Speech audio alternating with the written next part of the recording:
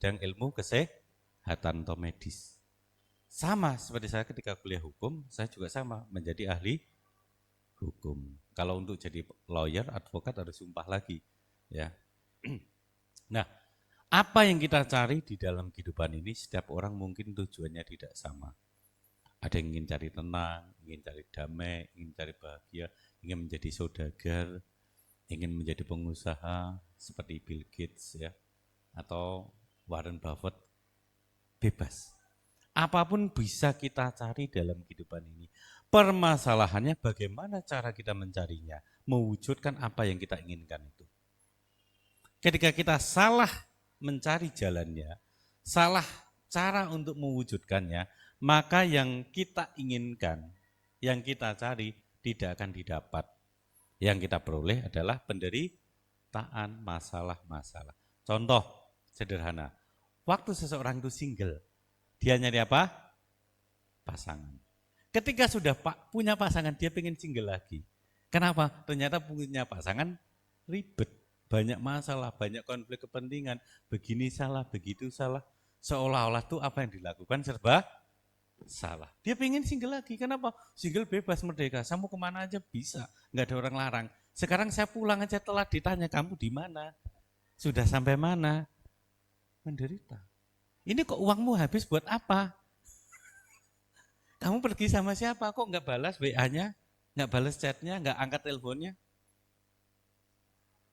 Kenapa? Cara kita mencarinya tidak pas, tidak match dengan dhamma.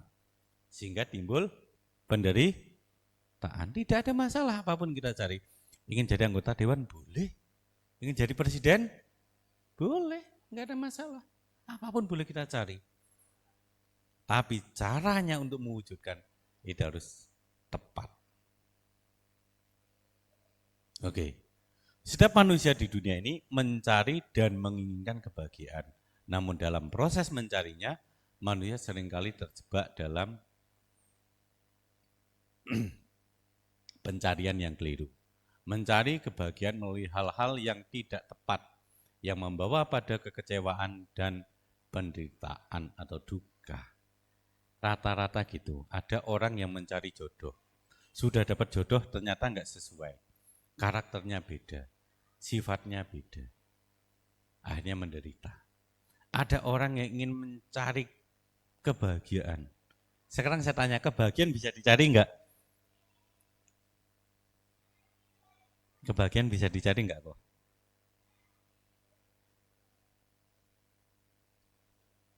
Oke. Kalau dicari, berarti kebahagiaan itu loss, hilang dari diri kita. Di mana mencari kebahagiaan itu kok? Dalam diri. Caranya? Meditasi. Cukup meditasi saja. Nggak usah kerja, nggak usah apa. Yuk, problem lagi. Suamiku meditasi terus. Dia nggak ngurusin rumah, nggak ngurusin anak. Masalah nggak? Suamiku meditasi terus, nggak mau kerja. Masalah nggak? Ingin cari bahagia tapi menimbulkan padahal katanya semoga semua makhluk bahagia. Yang bahagia tidak hanya diri kita, tapi yang di sekeliling kita juga harus bahagia. Nah, karena caranya tidak tepat, maka menimbulkan penderitaan. Demikian pula umat Buddha itu harusnya mencapai pencerahan. Ketika tercerahkan, semuanya jelas. Semuanya akan bahagia. Tapi cara kita untuk menemukan pencerahan itu salah. Dianggap, sebagian besar, menganggap pencerahan itu harus datang ke wihara terus menerus. Ya silakan datang ke wihara bagus. Ya pagi siang malam ke wihara. Ketika rumah kita jauh, jaraknya ke sini macet, itu kan menjadi problem. Istriku di wihara terus, nggak pernah mau pulang ke rumah. Masalah. Suamiku di wihara terus gak pernah mau pulang ke rumah, menjadi masalah. Harus balance karena kita berumah tangga. Makanya caranya harus tepat. Nah, ketika kita menjadi pengikut Buddha, setidaknya setetes atau secercah cahaya pencerahan itu masuk ke dalam diri kita. Sehingga problem-problem kehidupan kita tidak terlalu banyak. Karena apa? Sebab masalah adalah kita masih di dalam kegelapan. Kalau kita cerah, clear, ya, tahu jalannya, tidak akan banyak masalah. Kenapa? Cerah batin kita. Contohnya apa? Saat Bapak Ibu jalan malam tidak ada lampu penerangan jalan sendiri dalam kegelapan, gimana rasanya? Takut. Depan ada lubang, tahu enggak? Tidak tahu. Kiri kanan ada apa, tahu enggak? Depan belakang ada apa, tahu enggak? Tidak, karena gelap. Demikian pula ketika batin kita tidak menemukan titik pencerahan, tidak ada seberkas cahaya Dhamma, maka kita gelap. Hidup itu kayak bingung mau ngapa ya, tujuannya apa ya, bingung. Besok mau ngapain ya, bingung. Kalau andekan hari ini atau besok saya mati, saya mau kemana ya, kita pun tidak tahu. Yang penting hidup mengikuti teman jalan kemana, jalan. Teman makan kemana, makan. Ini bukan hidup yang sebenarnya. Hidup yang sebenarnya tahu goalnya. Bapak Ibu ketika kerja, goalnya apa? Ayo yang kerja jadi karyawan, goalnya apa? Hah? Berkarya. Enggak mungkin goalnya dapat gaji. Kalau enggak dapat gaji berkarya terus mau enggak? Goalnya gajinya naik. Goalnya jabatannya naik. Goalnya dana pensiunnya besar. Goalnya saya bisa punya usaha lagi. Selain jadi karyawan, saya bisa punya usaha. Ketika yang jadi pengusaha, goalnya apa? Usahanya berkembang, menjadi sukses. Bukannya punya satu toko, tapi punya 2, 3, itu goalnya. Nah, ketika kita tidak tahu goalnya dagang itu apa, goalnya kerja itu apa, goalnya sekolah itu apa, kita bingung. Ya, yang penting kerja, yang penting buka toko, yang penting dapat gaji, yang penting ada yang orang beli, cuan dikit nggak apa-apa. Goalnya kita nggak dapat. Sama dengan kehidupan ini, ketika goal kehidupan kita nggak jelas. Sebagai umat Buddha mau kemana sih? Surga atau Nibbana? Saya tanya. Surga atau Nibbana? Nibbana itu apa? Ayo. Nibbana bukan alam.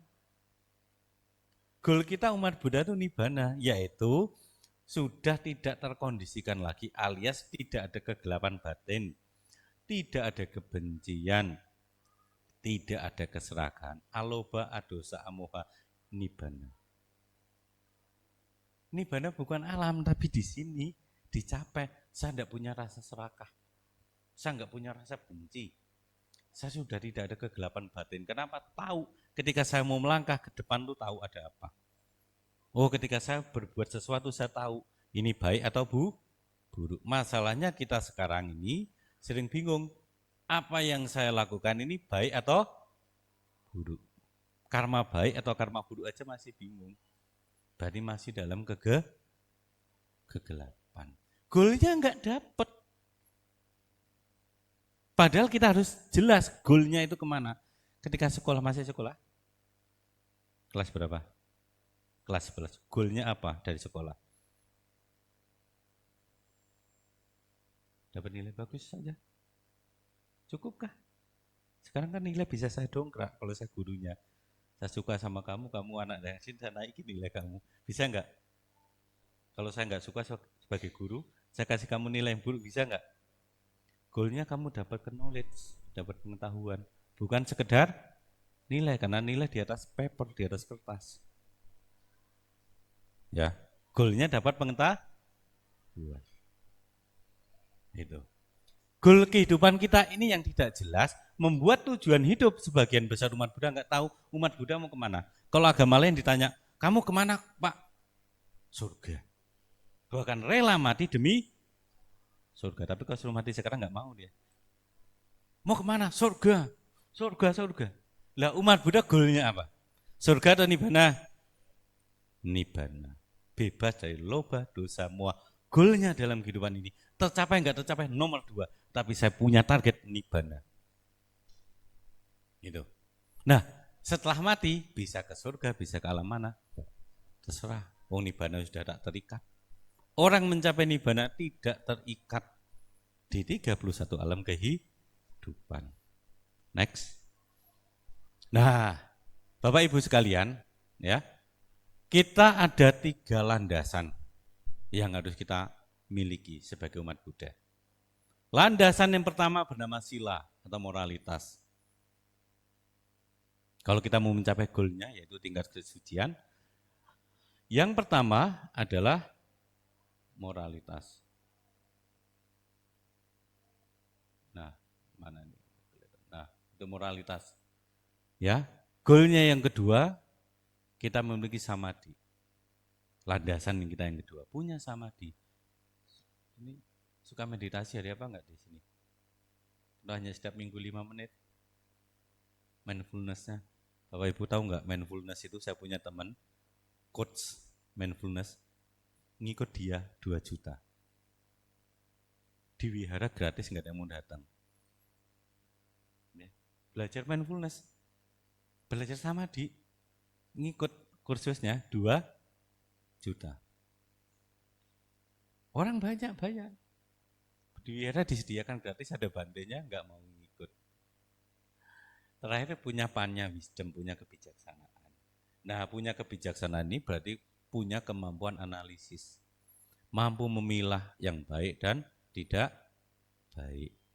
Tahu tujuan hidupnya, goalnya kemana, inilah pannya. Dengan demikian, kita sudah apa? Menjalankan Arya Atanggika Magga atau jalan mulia. Tanpa 8 faktor ini nggak akan bisa kita mencapai level kesucian. Mustahil. Ya, umat Buddha harus ini pegangannya. Kalau mau maju, landasannya dipegang. Next. Nah, di dalam kehidupan ini Bapak Ibu, ada 2 pencarian. Yang pertama disebut pencarian tidak mulia.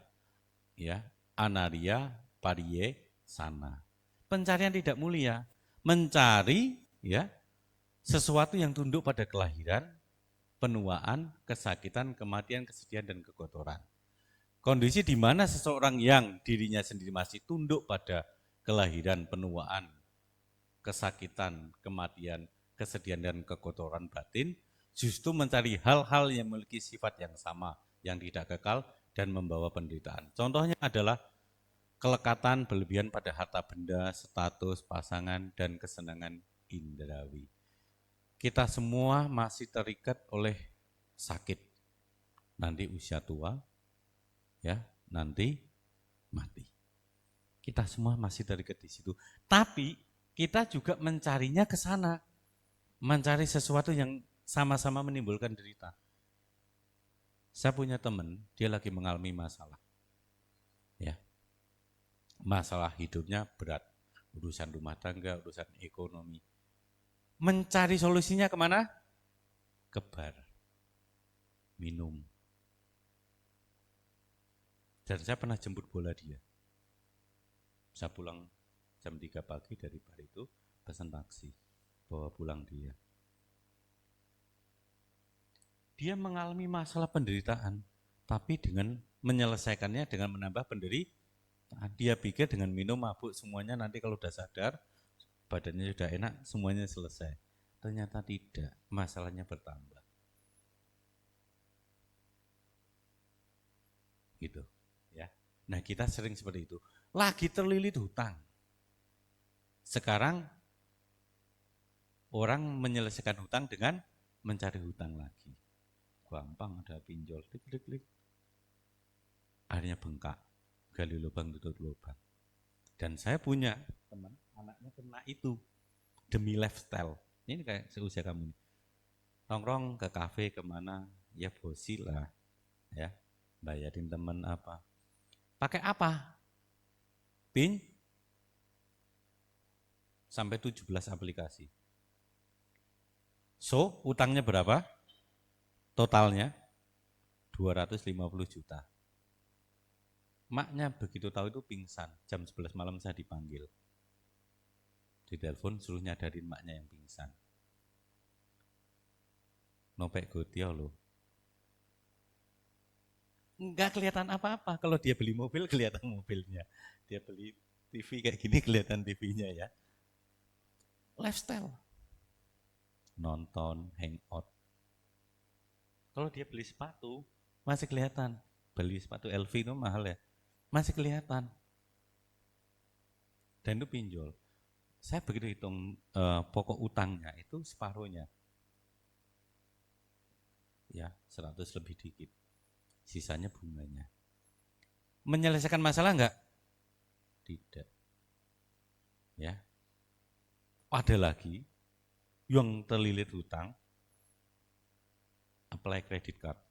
Ya, tarik kayak gitu-gitu terus numpuk sampai 700 juta. Sudah 700 juta datang ke saya, Romo bagaimana ini? Ya saya mau bagaimana? Saya nggak bisa bantu kamu. Ritual apa? Wah, kalau ke saya itu urusan ritual apa? Nggak ada ritual untuk menyelesaikan hutang.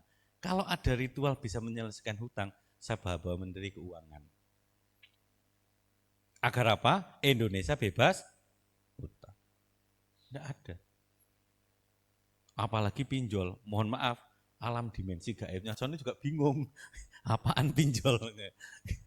Ya, nggak bisa dihapus. Nah, seperti itu. Tapi saya memberikan solusi untuk menghadapi secara hukum gentleman. Ini perdata, bukan pidana. Kamu diancam nih kan, dilaporkan ke polisi, nggak usah takut. Ini perdata, bukan penipuan. Ada saya, karena saya jadi kuasa hukum kamu nggak usah takut. Kamu nggak akan dipenjara karena hutang. Tapi kalau kamu nipu orang bisa. Tapi karena kalau hutang itu perdata. Nah, dia agak tenang. Hutang harus dibayar? Yes, hutang memang harus dibayar, tapi tidak bisa dipidanakan. Nah, dia agak tenang. Karena dapat ancaman kalau tidak bayar akan dilaporkan polisi. Laporin aja. Nanti kita tuntut balik pencemaran nama baik, selesai. Gitu. Nah, ini cara yang salah. Namanya anarya pariyesana. Cara tidak mulia. Menyelesaikan masalah dunia dengan cara yang tidak mulia. Sehingga tidak tercapai pencerahan. Ya, saya tidak melarang orang berhutang. Itu saya pun juga punya hutang, siapapun punya hutang. Tapi menyelesaikannya bukan dengan berhutang lagi. Enggak akan selesai. Harus close. Ya hadepin, nyicil pelan-pelan. Kalau kita niatkan itu selesai. Loh saya punya hutang Pak, hutang rumah, KPR. Ada kan enggak selesai. Ya.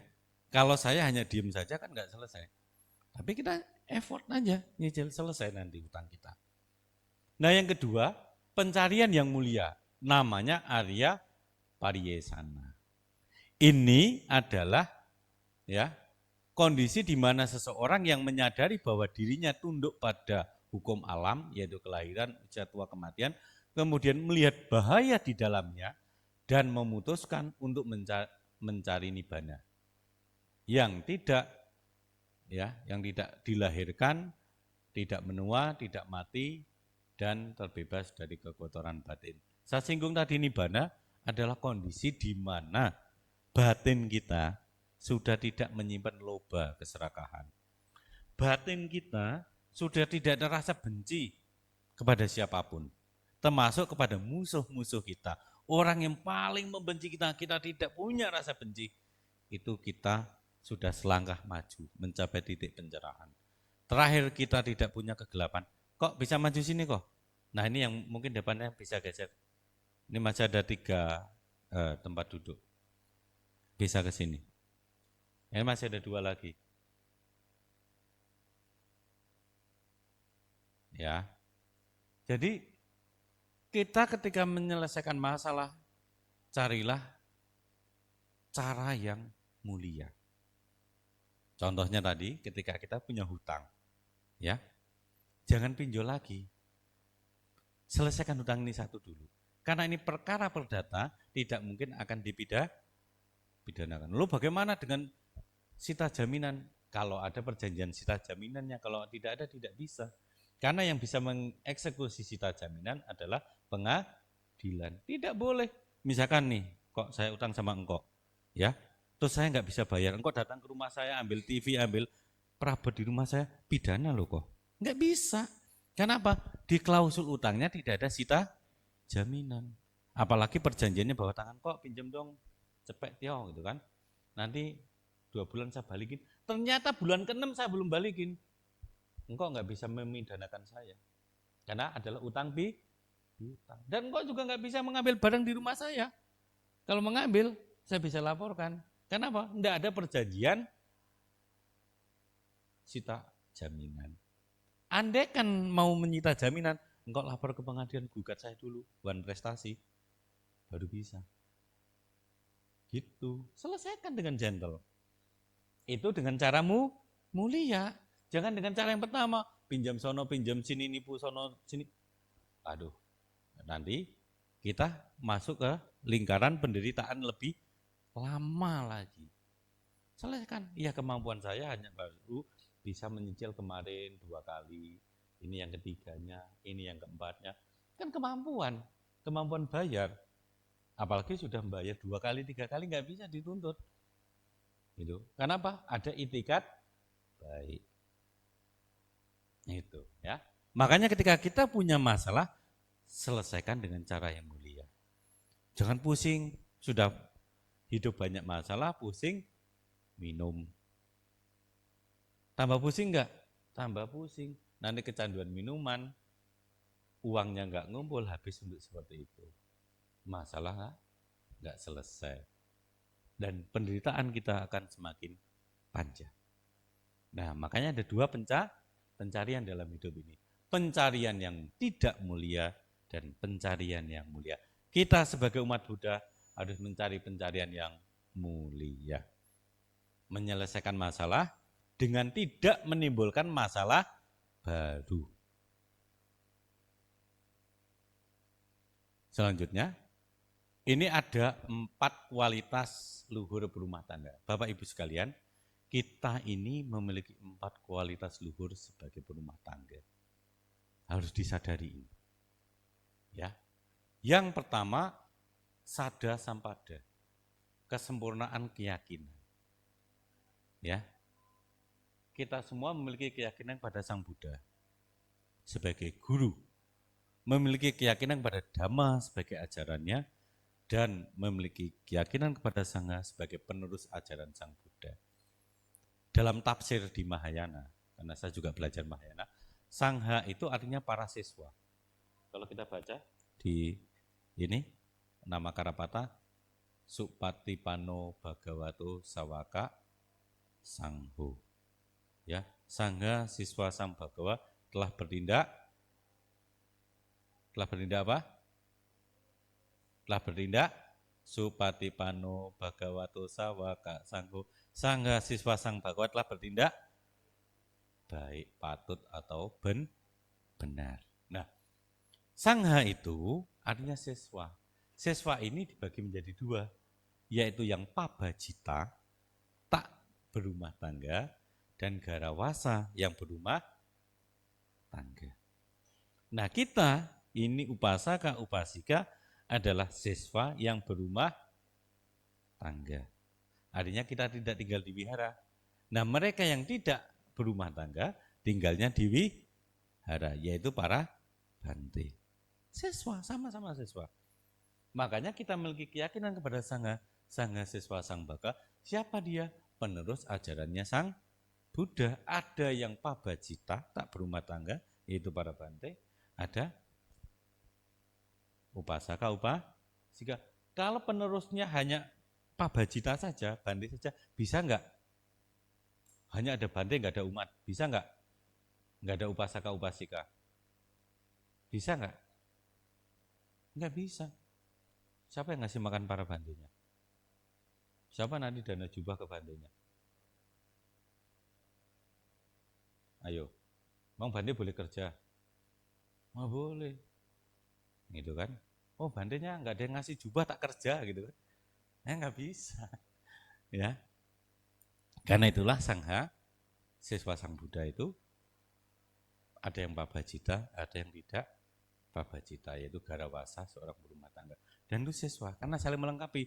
Bante melengkapi secara sisi rohani, kita melengkapi bante dari sisi materi. Untuk apa? Untuk hidupnya bante. Gitu ya.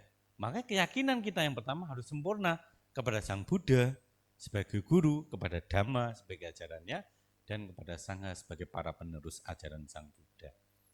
Nah, Ketika kita yakin ada Buddha Dhamma Sangha, berarti praktek kita harus benar. Kenapa? Kita ada guru. Ada ajaran yang harus kita praktekkan.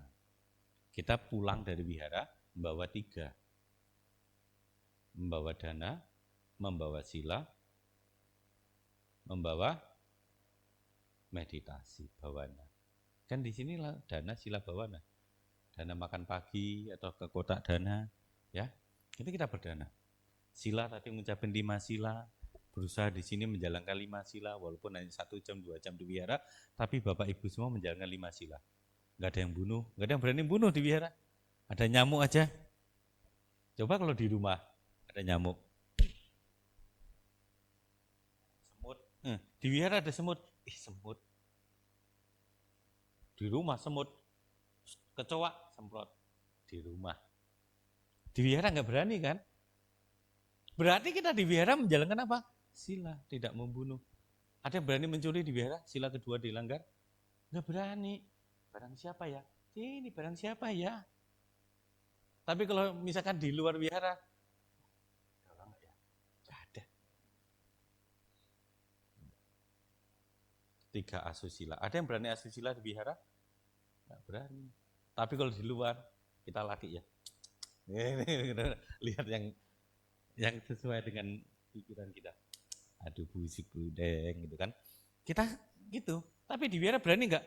Wah itu cantik ya. Nggak berani ngomong, dipendam dia. Aduh kita di wihara. Jangan, karena apa? Asusila itu tidak selalu terkait dengan hubungan yang menyimpang. Tapi perbuatan yang melanggar norma kesusilaan. Tahu ya? Yang melanggar norma kesusilaan. Misalkan memandang wanita di wihara. Kan nggak ada orang di wihara kayak gitu. Tapi kalau kita di luar kok, di mall misalkan, bisa nggak kayak gitu? Bisa, karena nggak butuh norma itu. Tapi kalau kita melekat dhamma, dimanapun itu dijalankan. Ya. Kemarin saya nemenin Bande Tudong dari Singaraja sana jalan. Tahu nggak? Hari pertama Bande sudah kehilangan sandal di wihara. Sandalnya bermerek lagi, Kokoroko. Saya tahu berapa juta itu harga sandal saya. Wih, hilang berarti. Kan nyari, ada lihat, sandal tadi di mana? Tadi di sini. Waduh, orang banyak, ribuan gimana? Ya, masalahnya Bande sering kehilangan sandal. Pusing nggak? Pusing. Lah gimana ini umat Buddha?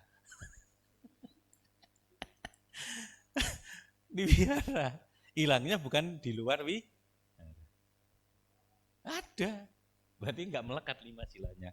Wah ini mungkin berkah dari Bande, niatnya mungkin gitu. Bande nggak pakai. Bapak.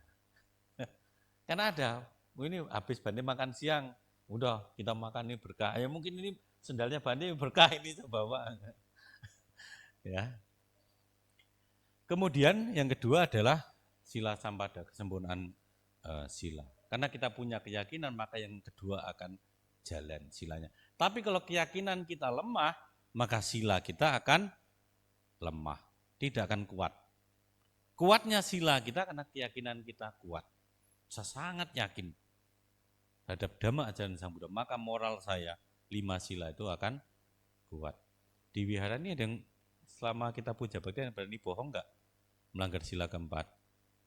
Enggak berani. Apalagi sila kelima mabuk. Enggak ada orang bawa miras ke wihara. Enggak ada. Kenapa? Kita punya keyakinan ada Sang Buddha, masa saya bawa miras ke sini? Ya mentok-mentok saya bawa apa ke sini? Rokok kan? Rokok di depan sana. Ya rokok bukan miras, enggak apa-apa. Tapi jangan merokok di dhamma sama. Dulu di kampung itu gitu. Saya kalau mau ngisi di Jawa Tengah di kampung, umat nunggu teman-teman satu wiharanya datang itu senderan dinding gini sambil ngerokok santai. Jadi di dalam dhammasala itu penuh puntung rokok. Terus saya datang, Bapak Ibu, siapa yang pengen karma baik? Angkat tangan. Siapa yang pengen karma buruk? Nah, di sini Bapak Ibu nggak ada pengen karma buruk, tapi perilaku Bapak Ibu tidak bisa menjaga kebersihan, tidak bisa menjaga kebersihan baik atau buruk. Buruk. Nah itu puntung rokok berarti buruk. Sejak itu nggak ada orang rokok di dalam dhammasala, di luar semua. Saya tidak melarang orang merokok, tapi jangan di area dhamma. Ya mereka mungkin tidak tahu, nggak mas. Setelah kasih tahu, clear, gitu kan. Kemudian caga sampada, karena kita punya moralitas, maka kita akan sempurna dalam kedermawanan. Caga itu sebenarnya bukan kedermawanan, tapi lebih ke kemurahan hati. Tahu kemurahan hati? Tidak marah, tidak benci kepada mereka yang menyakiti. Kenapa? Orang yang murah hati mudah memaafkan. Senyumnya enak dilihat. Maaf ya kok, maaf ya Ci, senyum. Itu kemurahan hati. Jadi kalau kita mau berdana, kedermawanan, dari senyum dulu. Dari senyum dulu. Kenapa kemurahan hati? Ketika kita sudah murah hati, murah senyum, maka kita akan lebih murah rezeki dan seterusnya. Nggak percaya silakan buktikan. Ya, caga sampada. Yang terakhir adanya namanya panya sampada, kesempurnaan kebijaksanaan. Ketika kita memiliki keyakinan kepada Sang Buddha, maka kebijaksanaan kita akan berkembang. Yaitu mampu memilih mana yang baik, mana yang tidak baik. Dan mampu menganalisa, menyelesaikan persoalan dengan baik. Ketika kita tidak memiliki kebijaksanaan, masalah menumpuk, kita tidak tahu jalan keluarnya. Tapi ketika kita memiliki kebijaksanaan, seberat apapun masalah yang kita hadapi, selalu ketemu jalan keluar. Itulah kebijaksanaan. Dan kebijaksanaan didapat dari mana? Dari 3 hal di atas. Orang yang tidak punya sila sulit memiliki kebijaksanaan. Bagaimana orang melanggar sila terus? Tanya kebijaksanaan. Orang nggak punya kemurahan hati, kedermawanan, ditanya kebijaksanaan, sulit. Gitu, ya.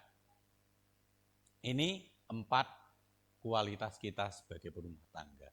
Dipegang ini. Kita umat Buddha sebagai berumah tangga memiliki 4 kualitas, yaitu dalam keyakinan, dalam sila, dalam kemurahan hati atau kedermawanan, dan dalam kebijaksanaan. Kalau Bapak Ibu tidak memiliki kebijaksanaan, tidak akan datang pagi hari ini ke wihara. Tapi karena Bapak Ibu memiliki kebijaksanaan, maka datang ke wihara apa? Mengalahkan kesenangan kita. Harusnya kan senang jalan di mall atau hangout, makan-makan hari Minggu, tapi kita mau ke wihara. Nah inilah kebijaksanaan kita. Next. Nah, Bapak Ibu, ketika kita memiliki 4 landasan, 4 pilar itu tadi, maka kita sebagai berumah tangga memiliki potensi untuk mencapai 3. Karena yang keempat arahat sulit untuk berumah tangga. Untuk berumah tangga sulit. 3 nih yang bisa direalisasi. Yang pertama, sotapana. Pemasuk arus. Ya. Ini tingkat kesucian pertama. Hanya melenyapkan 3 hal. Yang pertama, melenyapkan namanya sakaya diti. Pandangan salah tentang diri sejati. Aku ini kekal, ini badanku, ini hartaku, ya, ini rumahku. Padahal tidak ada aku. Tapi ketika kita memasukkan ini punya aku, ini milikku, disitulah masalah terjadi. Ya. Karena apa? Ketidakkekalan tidak bisa kita kontrol. Tapi kita memegang itu sebagai punyaku. Yang kedua, kita melenyapkan namanya keraguan-raguan. Wicikicca terhadap dhamma. Mana mungkin sih kita umat Buddha bisa mencapai nibbana? Kan saya berumah tangga. Bapak Ibu ragu nggak bisa. Tapi kalau Bapak Ibu yakin, bisa. Nggak boleh ragu makanya. Surga bonus.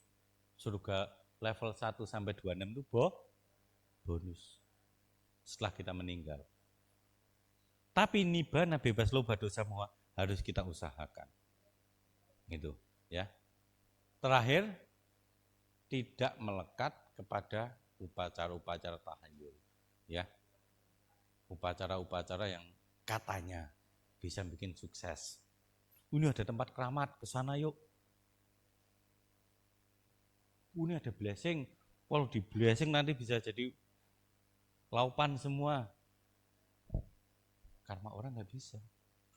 Nah ini termasuk kepercayaan tahayul ritual ini itu. Sang Buddha tidak melarang ritual, Tapi ketika kita mengatakan ritual ini bisa membawa kepada kesucian, ritual ini bisa membawa kepada kebahagiaan yang jati, itu ditolak oleh Sang Buddha. Karena apa? Ada proses karma di dalamnya yang tidak bisa dihilangkan dengan sekedar ritual. Itu, ya. Karena kalau saya lihat ke beberapa tempat keramat, umat Buddha masih banyak. Dan saya tidak menyalahkan mereka. Cuman kalau menganggap ini tempat untuk menyelesaikan masalah, itu tidak tepat. Ada proses karma yang harus dia lalui. Ya, ini dilenyapkan 3 hal ini, Bapak Ibu mencapai level pertama kesucian. Kalau sudah level pertama, kehidupan kita, siklus kehidupan kita hanya tinggal 7 kali lagi kita mencapai nibbana. Lahirnya tidak bisa di alam bawah, paling rendah adalah sebagai manusia. Tidak bisa ke alam bawah, ke alam peta, setan, ke alam bawahnya lagi nggak bisa. Paling rendah kita telah sebagai manusia. Dan hanya 7 kali lahir mati selesai nibbana. Kalau level kedua, yaitu yang kelahiran sekali lagi, kembali sekali lagi, namanya Sakadagami. Ya, ini selain melenyapkan 3, juga sudah tidak ada kebencian, iri, dengki di dalam dirinya. Kalau yang level pertama, Sotapanna itu masih bisa iri loh, masih bisa benci loh, masih bisa punya niat tidak baik. Tapi Sotapanna tidak menutupinya, tidak munah. Kalau kita kan munah, jadinya soto panas, bukan Sotapanna. Kenapa kita munah? Kok lu dari mana? Enggak, gua enggak dari mana-mana, gitu kan. Padahal mulut kita bau, gitu kan. Kita munah, masalahnya. Sotapanna enggak munah. Lu habis minum ya? Iya. Kenapa? Enggak munah. Nah, kalau di dalam diri kita masih ada munafik, enggak bisa jadi Sotapanna. Karena Sotapanna tidak pernah menutupi kesalahannya. Itu. Ya. Nah, kalau ngomong Sakadagami berarti dia tambah 2 lagi. Sudah tidak punya iri.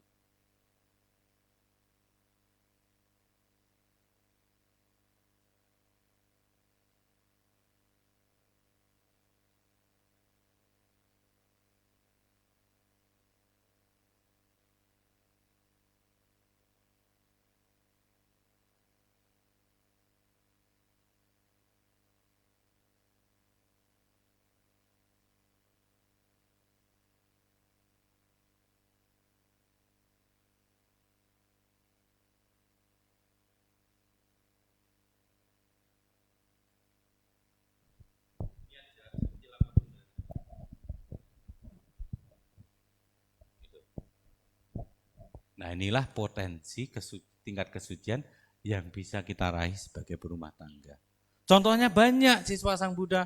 Ada Wisaka, ada Anatapindika, ada Cita, ada pengrajin tembikar, itu saya lupa namanya. Banyak siswa-siswanya itu. Banyak sekali siswa perumah tangga yang mencapai kesucian, termasuk Raja Bimbisara. Mencapai Menteri Santati itu, Menteri Santati, mencapai kesucian. Jadi untuk menjadi orang suci, tidak semuanya harus tinggal di wihara, di rumah pun bisa. Yang penting level pertama, ya, pandangan salah tentang akunya lenyap. Karena tidak ada yang benar-benar menjadi milik aku. Contoh, kita lagi tidur mimpi. Dalam mimpi itu semuanya kita punya. Bisa terbang, bisa pesona, punya harta, punya rumah. Bangun, apa yang terjadi? Tidak ada. Sama dalam kehidupan ini. Kita bisa menjadi apapun, menjadi CEO. CEO apa? MBG misalkan. Ya, jadi CEO kan bebas. Ya, jadi CEO apa gitu kan. Begitu kita selesai nafas ini keluar nggak masuk lagi alias mati. Masih ada nggak? Karena kehidupan kita ini hanya sepanjang nafas. Kita semua ini bernafas. Ketika nafas kita keluar nggak masuk lagi, selesai. Mau punya iPhone, mau punya Mercy, mau punya mobil, apartemen, nggak ada. Nah, inilah pentingnya kita paham bahwa segala sesuatu tidak ada yang menjadi milikku, tapi boleh kita usahakan. untuk kita gunakan. Boleh nggak kita kerja punya harta yang banyak? Boleh, tapi harus sadar ini bukan milikku. Saya menangani sengketa KV banyak. Orang tuanya nyari banda luar biasa. Anak cucunya berebut, kakak adik berantem rebutan KV.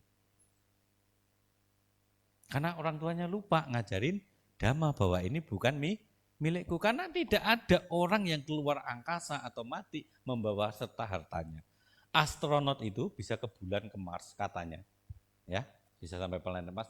Tapi bisa membawa dolar atau emas enggak? Ada kafe enggak di sana? Berarti dolar emas tidak berlaku. Berlakunya hanya di bumi ini. Rezeki juga hanya ada di bumi ini, muter. Ya. Makanya sotapana yang pertama, pandangan salah tentang diri harus lenyap. Wah, aku pengen cantik terus, enggak bisa. Kita enggak bisa mengendalikan kecantikan. Suatu hari akan tua, akan keriput, akan rentah. Itu harus diterima. Nah, kalau kita sudah paham tentang itu, kita sudah naik satu titik. Paham lagi yang kedua, tidak ada keraguan-raguan terhadap dhamma. Naik 2 titik. Paham yang ketiga, tidak melekat lagi dengan upacara-upacara itu tadi. Wah, ini bisa membawa berkah, ini sudah enggak terpengaruh itu. Fix, Bapak Ibu bisa mencapai level pertama. Dan yang jelas, Sotapanna tidak melanggar sila. Andai kan dia melanggar, dia tidak menutupinya. Itu cirinya. Oh, saya berbuat salah. Enggak, saya enggak bohong, sumpah. Demi Sang Buddha loh, saya enggak bohong. Itu kita enggak bisa mencapai kesucian. Ya, saya salah. Allah Sang Buddha saksinya. Saya tadi bohongin kamu kok, gitu kan. Ya. Paham ya di sini ya? Ini potensi yang kita miliki sebagai berumah tangga. Jadi Bapak Ibu semua di sini punya potensi yang sama. Kenapa? Pencerahan di sini bukan di sana. Yang kita create, yang kita olah, ya itu di dalam batin kita, bukan di luar batin kita. Karena apa? Bahagia di sini, menderita di sini, anicca di sini. Perasaan kita senang, sedih kan di sini. Kesel, benci, kecewa kan di sini. Bukan di luar, bukan objek. Kok siapa namanya? Kodarmadi. Saya kesel sama Kodarmadi, itu bukan di Kodarmadi tapi di batin. Saya senang sama Kodarmadi, itu bukan di Kodarmadi tapi di batin. Berarti yang harus saya kelola adalah batin saya. Karena apa? Kodarmadi bisa berubah. Oh, dulu baik, tiba-tiba berubah nggak jadi baik. Tapi kalau saya terpengaruh di situ, maka saya yang hari ini senang dengan Kodarmadi, suatu hari melihat Kodarmadi tidak baik, saya nggak senang. Wah, nggak suka Darmadi orangnya kayak gitu. Tapi kalau yang saya kelola di sini, Kodarmadi mau guling-guling mau jadi apapun, saya tidak ada rasa benci kepada Kodarmadi. Kenapa? Batin saya sudah saya kelola. Kan kita rata-rata gitu. Dulu baik satu wihara, ya jadi umat doa.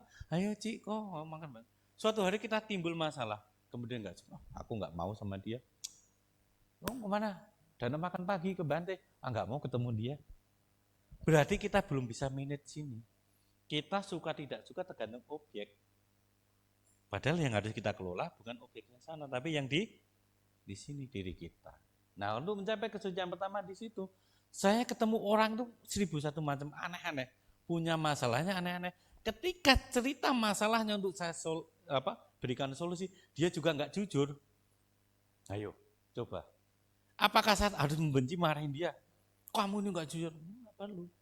Saya cuma kasih tahu, kalau tidak cerita apa adanya, saya nggak bisa banyak bantu.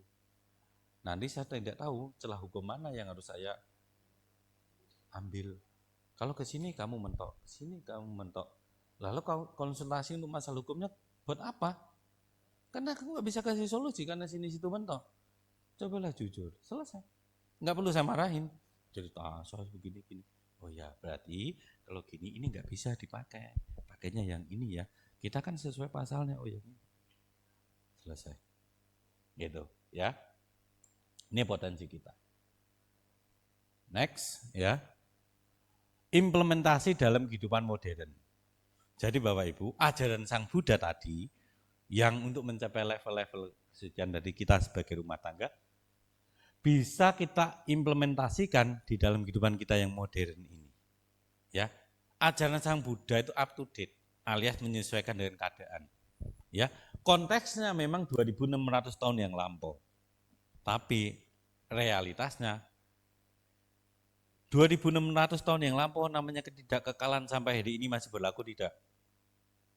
Segala sesuatunya yang tidak kekal berlaku tidak? Masih. Ada enggak yang tidak kekal di dunia ini? Saya dulu enggak ada uban loh. Ini udah muncul uban saya. Serius. Dulu saya enggak kumisan, enggak jenggotan kok. Ini masih kayak gini. Nanti kamu tuanya kumisan jenggotan. Bener enggak?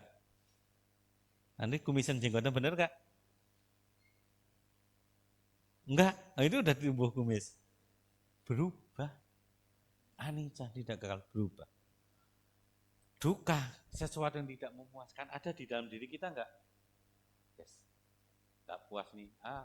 Ini enggak enak makanannya, yang sana lebih enak. Di Muara Karang lebih enak. Kan kita kayak gitu. Gitu kan? Itu di sini. Dan itu dari 2600 tahun yang lampau sampai sekarang juga masih sama. Ketidakpuasan ada di dalam diri kita. Duka itu tidak memuaskan, ada di sini. Kemudian yang tanpa aku tadi, dari zaman dulu sampai sekarang tidak ada yang benar-benar menjadi milik manusia. Benda ya, materi ya. Kita ngomong materi, tidak ada yang benar-benar menjadi milik manusia. Termasuk rasa suka, benci juga tidak benar-benar menjadi milik manusia. Karena bisa berubah. Hari ini saya senang, besok bisa benci. Tidak bisa kita kontrol. Nah, di dalam implementasi dalam kehidupan modern, dhamma itu penyesuaian. Yang beda adalah bentuk zamannya. Dulu belum ada IT, sekarang ada IT. Ya, dulu belum ada WA, sekarang ada WA dan seterusnya. Ya, dulu belum ada fintech, sekarang ada fintech. Nah, kita tinggal menyesuaikan dhamma itu dengan kondisi kehidupan kita. Yang pertama, ya, mengubah orientasi kebahagiaan kita. Kalau orientasi kebahagiaan kita itu sepenuhnya masih di materi, masih di benda, kita tidak akan pernah benar-benar bahagia. Karena apa? Contoh, hari ini iPhone berapa terakhir kok? 17. Waktu launching, seneng kita punya iPhone 17. Besok muncul iPhone 18, 19, 20, tinggalan zaman. Kalau orientasi kita pada iPhone, stres kita. Karena bisa 6 bulan lagi muncul. Baru beli, udah muncul yang baru. Demikian seterusnya. Ya, seri sekarang apa? Kita beli apa? EV sekarang wah beli kemahalan. Besok ada yang lebih canggih, lebih murah. Aduh, saya baru beli itu muncul. Orientasi kita pada materi, kebahagiaan materi sepenuhnya akan menderita. Materi itu hanya hak pakai, hak guna pendukung, bukan tujuan. Kita bekerja tujuannya bukan sebenarnya ya, tujuannya bukan untuk mengumpulkan materi saja. Tapi kita bekerja, tujuan sebenarnya adalah untuk menunjang kehidupan kita untuk mencapai pencerahan. Materi, kekayaan itu bonus. Kalau kita bekerja dengan jujur, ya, kita bekerja dengan menjalankan sila yang baik, kira-kira ya bisa mencapai level yang pertama Sotapanna enggak? Bisa. Karena apa? Bisa diaplikasikan di tempat kerja kita. Loh, saya dagangnya kan ada 5 macam perdagangan dilarang. Misalkan, saya dagangnya racun. Apa itu racun? Obat-obatan untuk apa tanaman dan sebagainya itu kan racun. Bagaimana? Ini kan mata pencaharian salah. Atau saya sebagai nelayan, atau saya punya peternakan babi yang lagi heboh kan babi terus. Kayak orang Thailand gimana itu mereka hidup, mereka sebagai peternak babi, tapi juga tiap pagi dana makan kepada bande. Itu dua hal yang berbeda. Membunuh tetap membunuh, berbuat baik tetap berbuat baik. Kembali kepada niatnya. Ingat ya, kama adalah niat, cetana atau kehendak. Kehendaknya apa? Ketika Bapak Ibu kerja di dunia yang kurang baik, yang ya pekerjaannya itu abu-abu, Jangan langsung menjustifikasi, oh saya nggak bisa mencapai kesucian. Ingat kisah muridnya Sang Buddha namanya Sirima. Ada ingat kisah Sirima? Wisirima, wanita malam, tapi jadi arahat. Angulimala, tukang potong orang, jadi arahat. Ingat, Sang Buddha tidak pernah menilai masa lalu seseorang. Yang dilihat oleh Sang Buddha potensi. Angulimala, Sang Buddha pagi itu melihat, ini siapa yang harus ditolong Angulimala? Oh dia bisa jadi arahat. Samperin Sang Buddha. Yang dilihat oleh Sang Buddha adalah potensi. Bukan masa lalunya. Kalau masa lalunya Angulimala ini pembunuh, kriminal, diburu kerajaan. Siapa yang mau dekat Angulimala? Enggak ada. Tapi Sang Buddha mau mendekatinya. Kenapa? Dia punya potensi untuk jadi arahat. Sama dengan Sirima, pelacur, wanita malam, penghibur di India. Bukan di sini, di India. Sang Buddha melihatnya punya potensi kesucian jadi arahat. Dibimbing. Dhamma juga sama. Karena Buddha Dhamma kan tidak dipisahkan. Dhamma yang diajarkan Sang Buddha juga sama. Yang punya potensi itulah yang akan growing up. Kita ini umat Buddha kewihara, mungkin rajin ya, pagi ikut dana, minggu ikut puja bakti dan seterusnya. Tapi kalau potensi kita masih di bawah, kita nggak akan growing up. Kalah dengan orang yang biasanya cuma pae-pae saja, klik Dhamma, potensinya dia langsung naik. Jauh lebih baik dari kita yang bertahun-tahun. Bertahun-tahun di wihara, nggak ngerti loh. Ada orang kayak gitu. Kamu baru kayaknya ya? Iya. Luar biasa, kamu udah tahu semua ya. Nah, yang growing up itu karena yang punya potensi. Nah, kita punya potensi enggak? Ingat, Sang Buddha tidak pernah menghakimi masa lalu seseorang. Dhamma juga tidak menghakimi. Setiap orang punya potensi. Nah, bagaimana kita tahu potensi kita? Refleksikan tadi.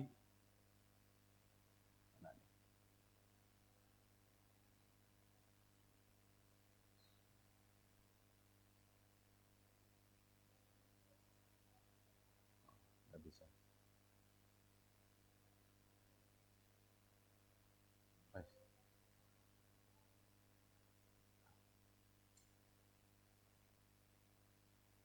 Refleksikan ini. 4 kualitas ini ada di dalam diri kita. Kita punya potensi. Salah satunya dulu, sadar.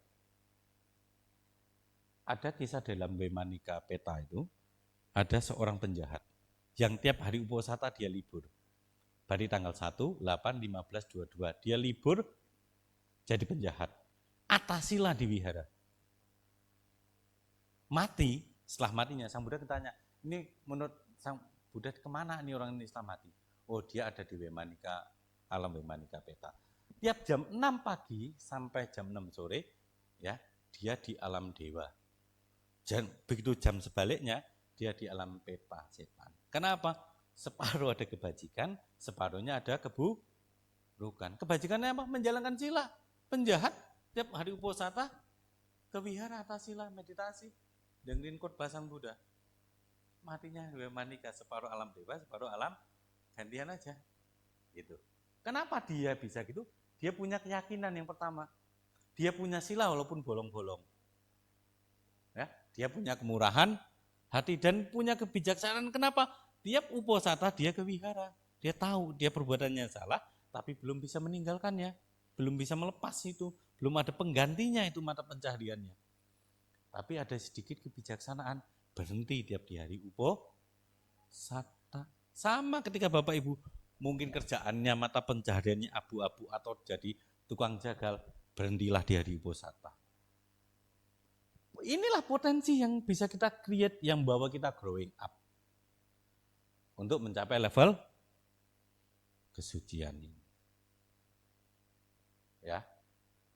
Nah, kemudian kita mempraktekkan jalan tengah, yaitu kita tidak ekstrim. Mencari kesenangan main game terus berhari-hari ekstrim. scrolling TikTok, scrolling Shopee ya. Terlalu lama, itu sudah ekstrim. Kama sukalikan yoga. Menuruti kesenangan indera. Kalau atakila matanu yugo, kerja terus, nggak kenal lapar, nggak kenal apa, tahu-tahu sakit mager. Atakila matanu yugo, kok makan kok, udah jam, entar nanggung. Cik makan cik, entar nanggung. Menyiksa diri, atakila matanu yugo, nanti jadi sakit GERD, asam lambung, dan seterusnya. Penyakitnya banyak. Kenapa? Kerjanya dipaksa, dipus terus. Lupa menjaga badannya. Atau yang satunya lagi rebahan, ya kaum scrolling gini. Kama sukalikan yoga. Menuruti kesenangan. Tidak jalan tengah. Jalan tengah itu jangan berpikir bahwa saya harus duduk meditasi ya di wihara. Tidak. Ingat, jalan tengah itu menghindari dua ekstrim. Ekstrim kiri namanya atakila matanu yugo, menyiksa badan, menyebabkan badan ini sakit. Padahal Bapak Ibu tanpa badan kan nggak bisa hojia, nggak bisa makan enak. Coba sakit darah tinggi, bisa makan hojia nggak? Nggak bisa. Kok pakai garam ya? Kena diabetes, hojia nggak? Enggak. Enggak lah, nasi enggak. Roti ya? Enggak. Kenapa kok? Wah, ada diabetes. Efek apa? Efek bisa atakila matanu yugo, bisa kama sukalikan yoga. Kaum rebahan kama sukalino yoga. Menuruti kesenangan mata, kesenangan indera. Isinya keranjang kuningnya penuh tapi nggak check out. Menderita akhirnya. Itu. Kita sudah tidak masuk jalan tengah. Kalau masuk jalan tengah itu jalan yang pas. Tidak menyiksa diri, kerja ya kerja. Waktunya makan waktunya istirahat. Sekarang pulang capek kerja, apa yang terjadi di kamar? TikTok, Shopee, Topet, ya gitu kan? FB, atau apa IG, main IG dulu. Kita menjadi tidurnya kurang, pagi-pagi harus bangun, berangkat kerja. Akhirnya kita menimbun apa? Penyakit. Itu atakila matanu yugo, menyiksa diri yang tanpa disadari. Demikian pula sebaliknya yang kama sukalikan yugo. Kita sudah tidak di jalan tengah. Kenapa? Terlalu lama menjadi kaum rebahan scrolling. HP sambil dicas nggak bisa berhenti. Apalagi main game. Anak sekarang itu kama sukalikan yugo semua. Ya. Sudah tidak di jalan tengah. Karena orientasi jalan tengah adalah di wihara duduk jadi Bante, Samanera, jadi Meiji. No, kita berumah tangga. Jalan tengahnya itu, hindari ekstrim kiri dan kanan. Jangan kerja berlebihan. Jangan juga rebahan berlebihan. Jangan jajan berlebihan. Jangan pula nggak sampai jajan. Ya, punya duit buat apa? Disimpan. Tahu-tahu ditipu anaknya. Dibohongin temennya. Ya, nikmatin. Jalan tengah. Kemudian yang ketiga, menghargai proses spiritual. Bapak Ibu, sekarang ini sedang di wihara, Bapak Ibu sedang berproses secara spiritual. Ya, sedang growing up spiritualnya. Ya, itu harus dihargai. Bapak Ibu ke wihara ini momen, enggak setiap saat, enggak setiap waktu, karena bukan Bante. Hargailah ketika ke wihara, tidak main HP. Gitu. Tidak scrolling kan nanti di depan bisa, di rumah bisa. Nonton TikTok, IG kan nanti bisa. Kenapa harus di dalam ada masalah? Itu. Berarti kita tidak menghargai proses spiritual ini. Jauh-jauh dari rumah ke sini kena macet dan sebagainya, melepaskan kesenangan di luar sana, ke sini cuma main HP. Berarti tidak menghargai proses spiritual. So, dapat apa ke wihara benefitnya? Tidak ada nanti. Nanti nyesel, aku jadi umat Buddha bertahun-tahun kayak gitu-gitu aja. Aku ke Samakidam loh, udah 5 tahun, 10 tahun, enggak berubah hidupku.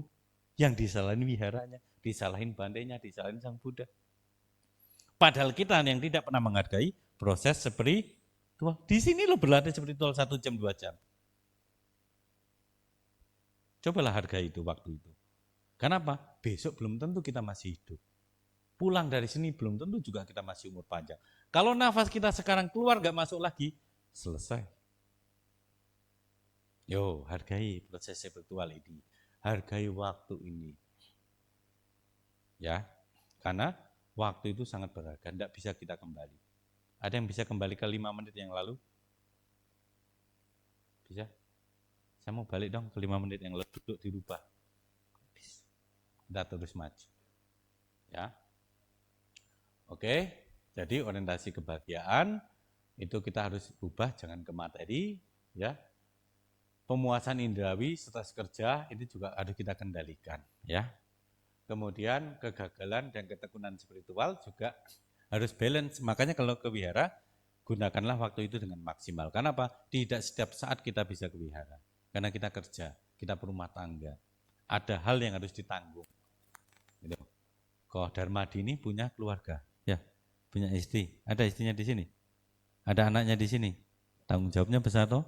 Makanya setiap ke wihara, jangan sampai spiritual kita gagal di sini. Hargailah waktu 1-2 jam di wihara itu. Ya, kemudian interaksi sehari-harinya juga harus bagus. Ya, kita di sini interaksi sama umat, nanti ketemu Bante, interaksi dengan Bante. Ini menjaga suasana. Ya, menjaga kondisi kita untuk bertumbuh berkembang. Paham ya? Oke, next, terakhir.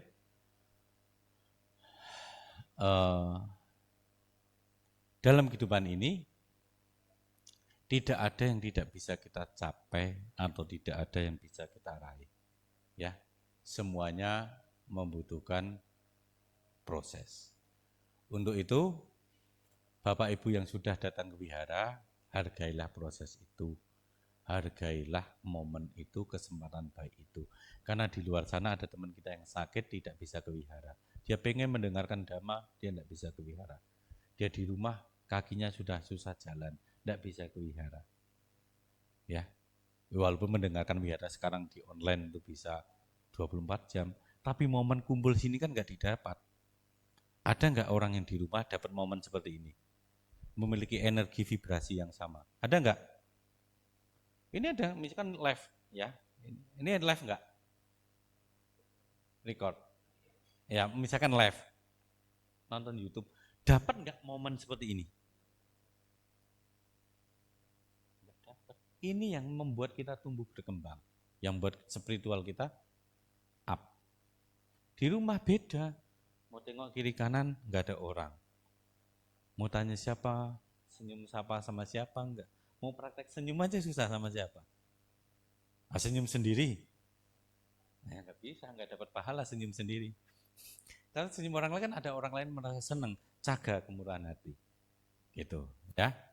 Oleh karena itu, kita harus berjuang. Goal kita harus kita capai. Yaitu nibbana, bebas dari kebencian, bebas dari keserakahan, bebas dari kegelapan batin. Inilah nibbana. Jangan bayangkan nibbana itu alam, bukan. Nibbana itu bebas dari loba, dosa, moha, bebas dari keserakahan, bebas dari kebencian, dan bebas dari kegelapan batin, dari kebodohan batin. Kita bebas dari itu nibbana. Kalau batin kita masih bodoh, masih mengulang-ulang kesalahan, belajar terus di sini. Kenapa? Di sini praktek lima silanya kelihatan. Di sini praktek dananya kelihatan. Kalau di rumah coba mau 5 sila gimana? Enggak ada pembandingnya. Oh, temanku baik, duduk meditasinya bagus, aku harus bagus. Kan ada pembandingnya.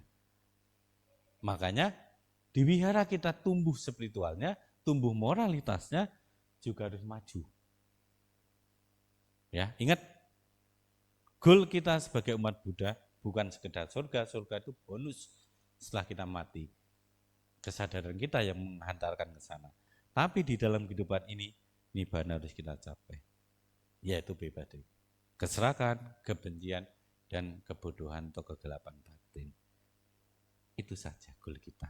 Gak usah muluk-muluk bisa mencapai kesucian. Itu nanti mencapai kesucian. Ya, walaupun kita sebagai perumah tangga, potensi itu ada. Apapun pekerjaan kita, potensi kita ada. Oke, demikian yang bisa saya sampaikan karena waktunya juga sudah jam 11. Mungkin Bapak Ibu ada dana makan siang ke Bante. Kalau mau tanya jawab boleh nanti aja di luar ya. Ini waktunya udah habis ya. Oh ya, terima kasih. Demikian yang bisa saya sampaikan. Semoga sharing Dhamma ini bisa menambah wawasan pengetahuan Bapak Ibu sekalian untuk praktek berkembang di dalam Buddha Sasana. Semoga cita-cita luhur Bapak Ibu sekalian tercapai dan terpenuhi. Sadu, sadu, sadu. Sotihotu Namo Buddhaya.